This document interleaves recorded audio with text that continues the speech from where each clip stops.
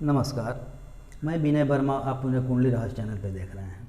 आज की इस वीडियो में हम बात कर रहे हैं कर्तरी के बारे में। कर्तरी दो तरह का होता है, पाप कर्तरी और शुभ कर्तरी। दोस्तों, कुंडली के महत्वपूर्ण योगों में से यह भी एक बहुत महत्वपूर्ण योग है, जिसके चलते आपके जीवन में शुभ प्रभाव या अशुभ प्रभाव, अपयश या यश की गणना की जाती है, जिससे आपके जीवन पे बहुत गहरा प्रभाव पड़ता है। दोस्तों, सबसे पहले हम बात करेंगे कि कर्तरी का मतलब होता क्या है। दोस्तों, कर्तरी अर्थात कतर देना, काट देना। किसको? तो आपके मिलने वाले प्रभाव को, अच्छे प्रभाव को काट देना पाप कर्तरी के द्वारा। दोस्तों, तो पाप कर्तरी को समझने के लिए हम ऐसे समझते हैं कि जिंदगी में आपको अगर सुख मिलता है तो पाप कर्तरी अगर लग गया तो वह सुख मिलने से आप वंचित हो जाएंगे। या फिर अगर शुभ कर्तरी हो तो निश्चित रूप से उस प्रभाव में वृद्धि हो जाएगी, आपको अच्छा यश मिलेगा। ये शुभ कर्तरी का योग है। पर अशुभ कर्तरी, पाप कर्तरी, पाप कर्तरी आपके बनते हुए काम को बिगाड़ देता है। दोस्तों, आखिर पाप कर्तरी है क्या या शुभ कर्तरी होता कैसे है? सबसे पहले तो ये देखिए कि आपके कुंडली में, आइए दोस्तों अब हम कुंडली के माध्यम से बात करते हैं। अगर हम ये देखें कि अगर आपके कुंडली में लग्न हो या कोई भाव हो, लग्न में कोई ग्रह बैठा हो या किसी भाव में कोई ग्रह बैठा हो, लग्न अर्थात पहला भाव, और 12 कुंडली के 12 भाव होते हैं। 12 भाव में कहीं पर भी अगर कोई ग्रह बैठा हो या फिर भाव में ही उसके आगे या पीछे कोई पाप ग्रह बैठ जाए तो पाप कर्तरी लगता है। दोस्तों, मान लीजिए कि मैं काल लग्न की कुंडली की बात करता हूँ। मेष लग्न की कुंडली काल लग्न में बनता है, तो मेष लग्न की मैं बात करता हूँ। लग्न में मेष लग्न एक लिखा हुआ है, जिसको मेष बोलते हैं, मेष राशि हुआ, उसी को मेष लग्न बोलते हैं। मेष लग्न में अगर एक तरफ उसके आगे राहु बैठा हो, उसके पीछे शनि बैठा हो, तो यह पाप कर्तरी के योग में आ गए। दोस्तों, आगे बढ़ने से पहले मैं सबसे पहले ये बताना चाहूँगा कि आखिर पाप कर्तरी में कौन से ग्रह आते हैं और शुभ कर्तरी में कौन से ग्रह आते हैं, अर्थात पाप ग्रह कौन है और शुभ ग्रह कौन है, इसको मैं क्लियर करता हूँ ताकि समझने में सुविधा होगी। दोस्तों, तो पाप कर्तरी में यानी पाप ग्रह में सूर्य, मंगल, शनि, राहु और केतु 5 ग्रह आते हैं। और शुभ ग्रह में चंद्रमा, बुध, गुरु और शुक्र, ये 4 ग्रह आते हैं। 9 ग्रह हो गए। लेकिन पाप कर्तरी या शुभ कर्तरी से हम सूर्य को और चंद्रमा को इस कर्तरी भाव से बाहर करके विचार करते हैं।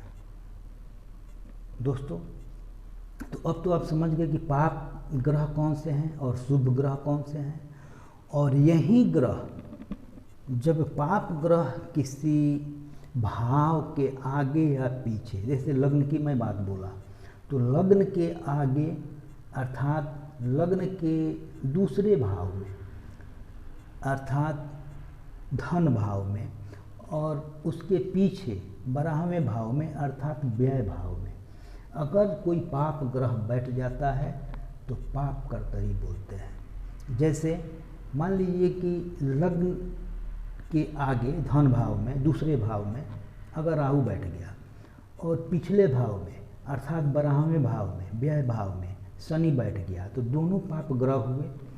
तो ये दोनों के बीच में लग्न पड़ गया तो निश्चित रूप से आप उससे प्रभावित हो जाएंगे। मिले हुए प्रभाव, आपको जो भी उपलब्धि मिलने वाला है उसको मिलने में बाधक हो जाएगा और आप परेशान हो जाएंगे। क्योंकि शरीर है, शरीर ही, लग्न ही शरीर है और शरीर ही भोगता है, चाहे सुख भोगे या दुख भोगे। अगर पाप कर्तरी लगता है तो दुख मिलता है, शुभ कर्तरी लगता है, शुभ ग्रह अगर अगल बगल बैठते हैं तो शुभ होता है। लेकिन भोगता कौन है? तो लग्न भोगता है, अर्थात आप भोगते हैं। यश और यश दोनों के भागी आप होते हैं दोस्तों। तो लग्न के आगे या पीछे अगर कोई पाप ग्रह बैठ जाए तो पाप कर्तरी लगता है, शुभ ग्रह बैठ जाए तो शुभ कर्तरी लगता है, तो वह आपको बल देना शुरू कर देंगे। दोनों तरफ अगर शुभ ग्रह बैठ गए तो वह आपको बल देना शुरू करेंगे और आपको आगे की तरफ, आपकी सफलता के तरफ, चाहे वह जिस भाव में भी बैठे हों। अगर सुख भाव में बैठकर ऐसा योग लगता है, अगर पाप कर्तरी में पाप ग्रह सुख भाव की अगर हम बात करें तो चौथे घर को सुख भाव बोलते हैं। चौथे घर के पहले तीसरे भाव में अर्थात सहज भाव में अगर पाप ग्रह कोई शनि बैठ गया या राहु बैठ गया, या फिर 5वें भाव में अगर कोई पाप ग्रह बैठ गया तो सुख में कमी आ जाएगा, माता के सुख में कमी आ जाएगा, आपके सुख में कमी आ जाएगा, उससे जितने भी सुख भाव से मिले हुए फल है उसमें कमी आ जाएगा। लेकिन अगर वहीं शुभ ग्रह बैठ गए तो वह सुख प्राप्त होना चालू हो जाएगा, वह सुख आपको मिलेगा जो उस भाव से मिलने वाले हैं। तो पाप कर्तरी और शुभ कर्तरी में यही डिफरेंस है, यही अंतर होता है। शुभ ग्रह साथ देते हैं और पाप ग्रह आपके सुख को छीन लेते हैं, सुख को काट देते हैं, जिसको हम कर्तरी बोलते हैं, काट देना कर्तरी बोलते हैं दोस्तों। अब इसके कुछ महत्वपूर्ण नियम की तरफ चलते हैं। मान लीजिए कि अगर हम बात करें कि जहाँ पे भी यह लगता है, यह योग जिस भाव से लगता है, जैसे मान लीजिए लग्न में यह लगा, तो लग्न में जब यह पाप कर्तरी बैठता है तो ठीक उसके सामने वाले भाव में पार्श्वगामी दृष्टि से अपने 7वें भाव को देखता है दोस्तों। पार्श्वगामी दृष्टि ग्रह की पार्श्वगामी दृष्टि होती है जो अपने 7वें भाव को देखता है। उसे जब देखेगा पाप कर्तरी तो वहाँ भी प्रभाव डाल देगा।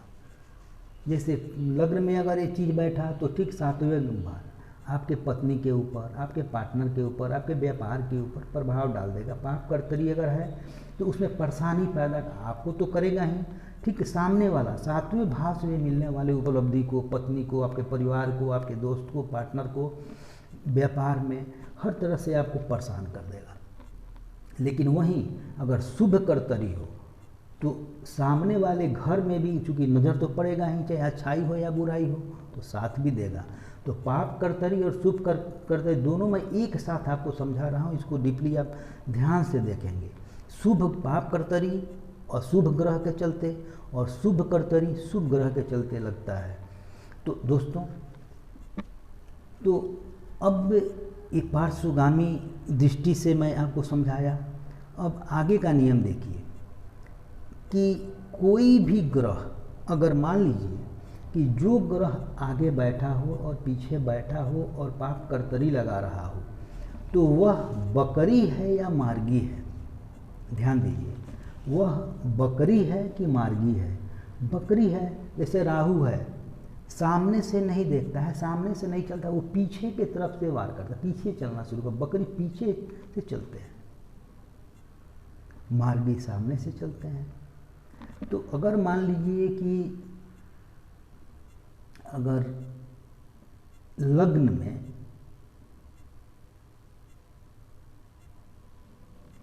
लग्न का स्वामी भी बैठा है, जैसे मेष लग्न की हम बात करें, और मेष लग्न का स्वामी मंगल होता है, मंगल भी पास में बैठा है, लग्न का स्वामी है, और उसके पीछे यानी 12वें घर में राहु बैठ गया, और दूसरे भाव में धन भाव में शनि बैठ गया। तो अगर राहु है पीछे, बकरी है, तो आगे नहीं बढ़ के वह पीछे की तरफ से चलना शुरू करेगा, तो उसका प्रभाव लग्न पे नहीं पहुंचेगा, वो लग्न की तरफ नहीं देख पाएगा, तो यह वहाँ पे खंडित हो जाता है। आगे चूंकि वो बढ़ा नहीं तो उसका प्रभाव उस पर नहीं पड़ता है। ठीक शुभ ग्रह में भी अगर देखेंगे, शुभ कर्तरी में भी देखेंगे, अगर शुभ कर्तरी में भी कोई बकरी है, कोई ग्रह बकरी है, तो उस पे प्रभाव नहीं मिल पाएगा उस शुभ ग्रह का भी। तो बकरी और मार्गी, इस पे भी विचार करके कुंडली का फलादेश, कुंडली पे विचार करना चाहिए। पहला चीज़ पार्श्वगामी दृष्टि का, दूसरा चीज़ मार्गी और बकरी, तीसरा चीज़ अगर देखें तो जो भी ग्रह है उसका बल होना जरूरी है। मान लीजिए जो ग्रह अगर कर्तरी में है, जैसे मान लीजिए कि अगर लग्न में या किसी भाव में कोई ग्रह बैठा है, उसके आगे और पीछे जो भी ग्रह है उसके डिग्री को देखिए, उसके बल को देखिए, और फिर जो बैठा है उसके भी बल को देखिए कि प्रभाव तभी डालेगा जब बीच कर्तरी भाव में बैठे हुए, अर्थात बीच में बैठे हुए ग्रह से बगल में आगे और पीछे ग्रहों का बल अधिक हो, तो प्रभाव अधिक डालेगा, अधिक प्रभावकारी हो जाएगा। लेकिन अगर प्रभाव कम है और जिस ग्रह को घेर रहा है अगर उसका बल अधिक है तो उस पर उतना प्रभाव नहीं पड़ेगा।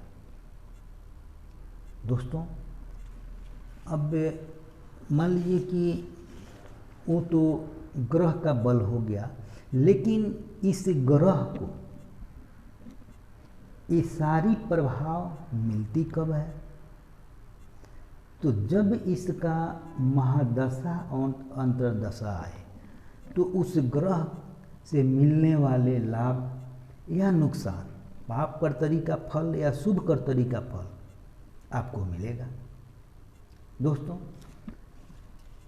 मैं एक एग्जाम्पल के माध्यम से आपको समझाना चाहूँगा पाप कर्तरी और शुभ कर्तरी के बारे में, आप बहुत जल्दी समझ जाएंगे। मान लीजिए एक कहावत है, जैसी संगत वैसी रंगत, अर्थात जैसा संगत रहता है वैसा ही आपके ऊपर प्रभाव पड़ता है। जैसे मान लीजिए कि आप जहाँ रहते हैं, आपका जहाँ घर है, आपके जो पड़ोसी हैं अगर बुरे हैं, क्रिमिनल हैं, आपके पड़ोसी हैं जो क्रिमिनल माइंडेड हैं, कुछ भी घटना करने के लिए वो तत्पर रहते हैं, वो अच्छे नहीं हैं, और दोनों तरफ आपके बुरे लोग बसे हुए हैं, तो निश्चित रूप से आप उससे परेशान हो जाएंगे, आपके ऊपर उसका गलत प्रभाव पड़ेगा और आप परेशान रहेंगे। ठीक उसी तरह से अगर आपके पड़ोसी, आपके दोनों तरफ आपके जो पड़ोसी हैं वो अच्छे विचार के हैं, अच्छे लोग हैं, हर तरह से संपन्न हैं, उनके पास किसी की मदद करने की क्षमता है, तो निश्चित रूप से वह आपको कष्ट नहीं पहुंचाएंगे, वह अपने अनुसार उनके पास जितनी सामर्थ्य है, जितना बल है, वो आपका मदद करेंगे, आपको आगे ले जाने में काफ़ी सहयोग करेंगे। आपकी अगर कोई परेशानी भी छोटी मोटी आती है उसको दूर कर देंगे। तो यह होता है संगत का प्रभाव। जैसी संगति वैसे रंगति, उसी तरह से आदमी पे प्रभाव पड़ता है। ठीक वही चीज़ है इस योग में। जिस भाव में यह योग लगता है, अगर पाप ग्रहों द्वारा उस भाव को घेरा गया है, दोनों भाव में पाप ग्रह बैठे हैं, बुरे लोग बैठे हैं, समझ जाइए, पाप ग्रह बैठे अर्थात बुरे लोग बैठ गए आपके बगल में, भोगना तो आप ही को है। तो जब पाप ग्रह बैठेंगे तो उस भाव से मिलने वाले जो भी लाभ है उससे वंचित कर देंगे, उससे लाभ नहीं मिल पाएगा, परेशान हो जाएंगे। लेकिन वहीं अगर शुभ ग्रह बैठे हैं, शुभ कर्तरी बन रहा है, तो निश्चित रूप से अगर आप में थोड़ा डिग्री कम भी है तो उसका बल पाकर आप मजबूत हो जाएंगे और उसका लाभ उठा लेंगे। यही पाप कर्तरी और शुभ कर्तरी का मेन थ्योरी है। दोस्तों, इस पे विशेष रूप से ये ध्यान देना चाहिए कि जो ग्रह बीच में बैठा है, अब थोड़ा ये ध्यान दीजिए, जो ग्रह बीच में बैठा है, पाप कर्तरी के बीच में जो ग्रह पड़ गया, उसके पास कितना डिग्री है, उसके पास कितना बल है। मान लीजिए कि अगर लग्न का डिग्री अधिक हो, या लग्न में बैठे हुए जो ग्रह है स्वग्रही होकर बैठा है, इसे मेष लग्न की मैं बात बताया था, तो उसमें मंगल अगर बैठ गया तो मंगल स्वगृही हो गया, उसका बल अधिक है, तो उसके आगे और पीछे जो ग्रह बैठे हैं इससे अगर कमज़ोर हैं तो स्वाभाविक है कि उनका प्रभाव, उनका असर आपके ऊपर नहीं पड़ पाएगा, मंगल नहीं पड़ पाएगा। जो भी ग्रह बीच में बैठा है अगर वो बलशाली है तो आने वाले जो भी ग्रह उनके आजू और बाजू में हैं, आगे और पीछे हैं, उनका प्रभाव बहुत अधिक नहीं पड़ जाएगा। तो इस चीज़ पे भी विचार करना अनिवार्य होता है। अर्थात ग्रह की डिग्री देखें, तीनों का, आगे और पीछे का जो कर्तरी बना रहा है और जो कर्तरी में फंसा है, यानी दोनों ग्रह को बीच में फंसा है, इन तीनों का डिग्री देखिए, कौन कितना बलवान है, बीच में फंसने वाला बलवान है या दोनों बगल जो है वो बलवान है, कौन कितना प्रभावित कर सकता है, डिग्री पता करता है, डिग्री बतलाता है।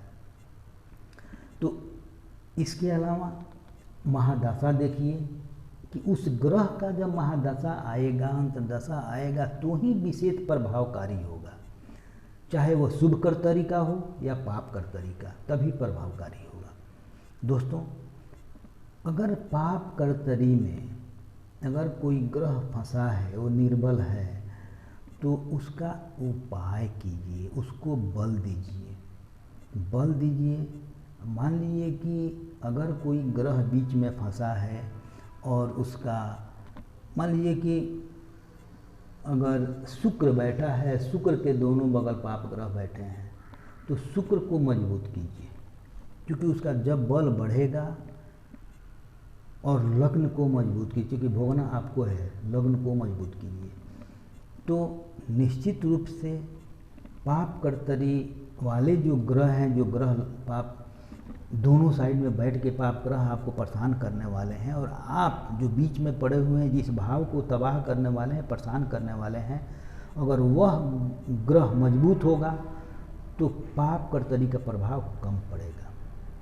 एक बात और बोलेंगे, लग्न का स्वामी, अगर मान लीजिए मेष लग्न की मैं बात बोला था, मेष लग्न का स्वामी मंगल होता है और मंगल भी पाप ग्रह में आता है, और मंगल अगर पाप कर्तरी बना रहा हो, अगर मान लीजिए कि एक तरफ मंगल बैठ गया, पाप कर्तरी हो जाएगा। तो इस पे ध्यान देना चाहिए कि जब लग्न का स्वामी पाप कर्तरी बनाए तो उसका बुरा असर नहीं पड़ता है, वो अपने लग्न को देखता है तो लग्न मजबूत होगा, लग्न पे ये विशेष ध्यान देना चाहिए, चाहे वो मेष लग्न हो या वृषभ लग्न हो, मिथुन लग्न हो, यानी मेष से मीन तक 12 लग्न जो भी बनता हो, उसका स्वामी अगर पाप कर्तरी में बनता हो, पाप ग्रह हो, अगर वह देखता हो तो वहाँ पे उसका प्रभाव बुरा नहीं पड़ता है। अपने लग्न को देखता है तो लग्न मजबूत होगा। इस पे विचार जरूर करना चाहिए। दोस्तों, अगर आप अपने इन सभी नियमों को देखते हुए विचार करेंगे तो निश्चित रूप से उसका सही रिजल्ट दे पाएंगे और उसका लाभ ले पाएंगे। दोस्तों, आशा करता हूँ कि आप पाप कर्तरी और शुभ कर्तरी दोनों को अच्छी तरह समझ गए होंगे कि ये क्या है, कर्तरी क्या है। दोस्तों, आप खुद अपने कुंडली को खोलिए और देखिए इस तरह के भाव आपके कुंडली में बन रहा है, कैसा भाव बन रहा है, एक बार अध्ययन कीजिए और फिर उस पर विचार कीजिए। मेरे वीडियो को बार बार देखिए, आप समझ जाएंगे। दोस्तों, अगर आपको समझ में नहीं आ रहा है मेरे से कांटेक्ट कीजिए, मैं आपको समझाऊंगा। आपके कुंडली की जो भी परेशानी है उसको मैं दूर करूंगा, उपाय बतलाऊंगा। दोस्तों, आप अगर मेरे चैनल को सब्सक्राइब नहीं किए हैं, सब्सक्राइब कर लीजिए, बेल बटन दबा दीजिए, मेरा जो भी विचार आए आप तक स्वतः पहुंच जाए।